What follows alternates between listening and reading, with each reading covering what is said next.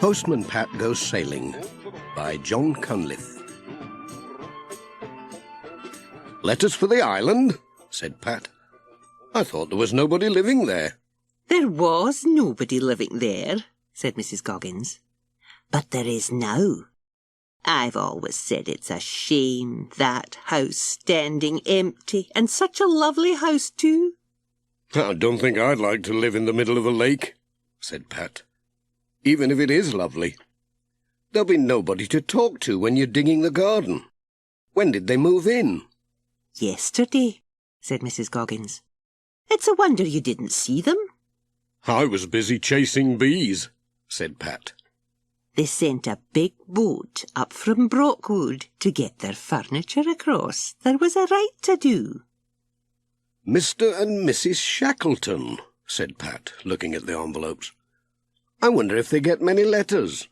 "You'll have to practice your rowing," said Mrs. Goggins. "I don't think Jess is going to like having a boat trip every day," said Pat. Pat went on his way.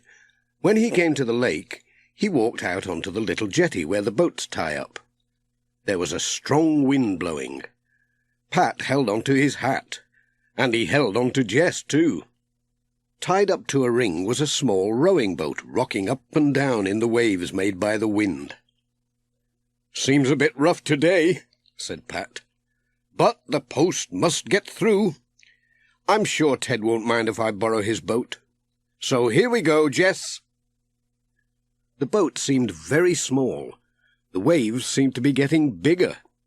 When Pat stepped into the boat, the side he stood on dipped down and almost tipped them into the water. "Whoops!" said Pat. "Oh, help! Ouch!" He had tripped over an oar and tumbled into the bottom of the boat. He found quite a lot of cold water there. Then he scrambled onto the seat, and Jess curled up in the driest place he could find, in the very middle of the boat. Now that Pat was sitting in the middle of the seat, the boat balanced nicely. But then he said, "Oh, no," because he had to stand up again to untie the boat. This was not easy. The boat wobbled and shook, and Jess thought he would have to swim for it at any moment. He wished he had stayed by Mrs. Goggins' warm fire. "We could do with a pair of life jackets," said Pat. Pat managed to get the rope off and sat down again with a bump.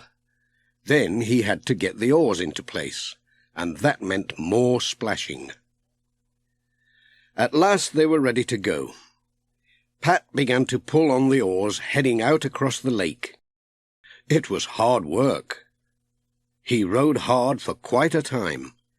Then he stopped to look round to see how far away the island was now.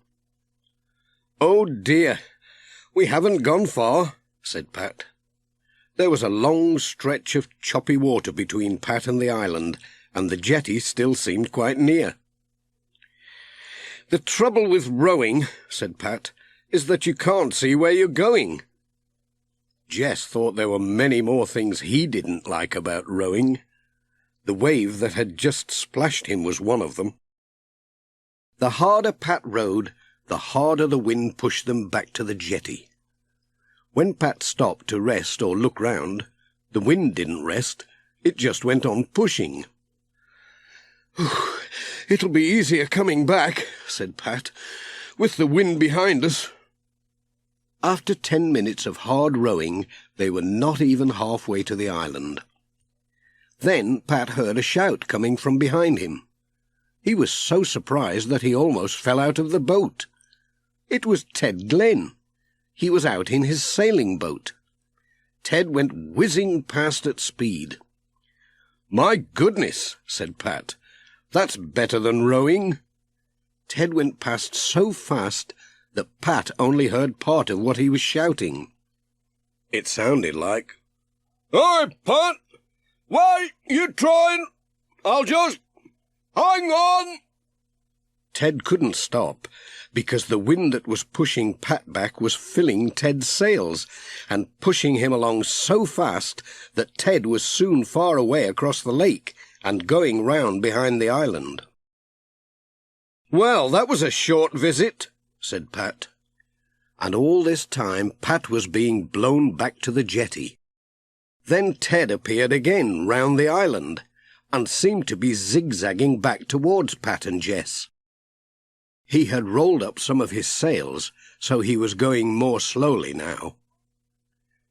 "Go back to the jetty," Ted shouted. "I'll fetch you a life jacket." Pat didn't need telling twice. He was glad to turn round and row with the help of the wind. He was soon at the jetty. Ted sailed up to Pat. "Where are you trying to get to?" he said. "I've got some letters for the island," said Pat. "You'll never row there in this wind," said Ted. "You'd best come in my boat. I'll have you there in no time at all." Pat tied up the rowing boat and climbed into Ted's boat with Jess tucked into his jacket.